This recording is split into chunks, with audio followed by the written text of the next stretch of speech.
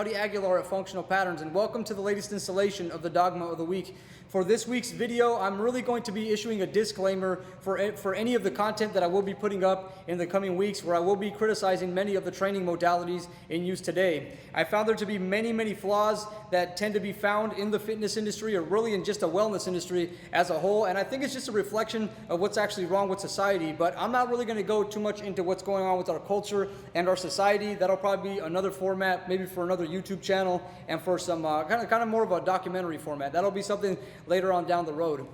The main thing I want you guys to think about when I start questioning, when, you know, like let's say in the past I did something about push-ups and sit-ups, people wound up being very hesitant towards accepting what I was putting forth. And I'm going to try and put this in very clear terms so you guys can understand it. People themselves are not logical. I am a firm believer that human beings on this planet are not logical, and specifically when you question something that is giving them the capability of making a living. So let's say, for instance, if we have a person that does CrossFit, right? Or let's take it a step further. Somebody who owns a CrossFit facility, and I tend to be very critical about that training modality, and I say, and I give all the logical information possible to break down why CrossFit is absolutely destructive to the human body, which it is. So let's say I put that information out there, make it completely clear to a CrossFitter. Well, if that CrossFitter is making $300,000 a year out of their CrossFit facility, it's likely they may not be very logical in analyzing the information that I've put forth for them to analyze. So they may not care whether what I say is good or bad. So when I start talking about things within the fitness industry, these are going to be things that are going to tend to conflict with the interests of people that are in the fitness industry, people who are making money already.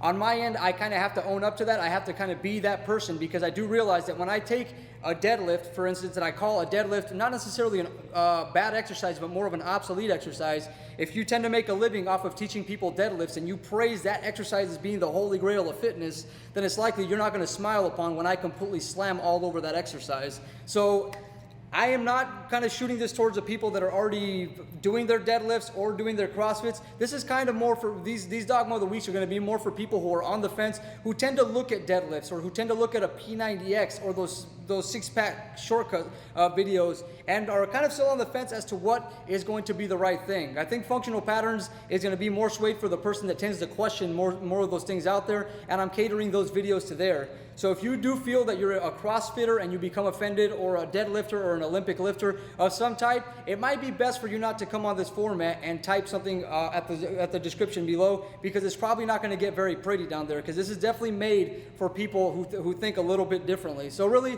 when it comes down to how I train, I don't look at the human body from a perspective where I say, okay, we measure things on 1 repetition maxes or anything like that. I measure it based upon how a person feels and how adaptable a human being is to stress. A 1 rep max, for instance, does not carry any significance to me. I carry more importance upon how I feel when I wake up in the morning, how strong I feel if I hit a sprint, or if I go through a particular stressful situation, how well I handle that neurologically. And that's not something that most people in the fitness industry can really grasp their mind around, because they're still very one-dimensional in their approach towards doing training, and really just towards taking on things in life.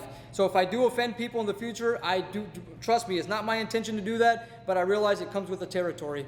I do hope that you guys check out these future Dogma of the Week videos, as they will be very informative, and I will be discussing some very relevant information and from some very relevant topics that could potentially get you injured if you are not careful. I hope to see you guys in the future, and until next time, this is Naudi Aguilar reminding you to think intentionally and not habitually. See you next time.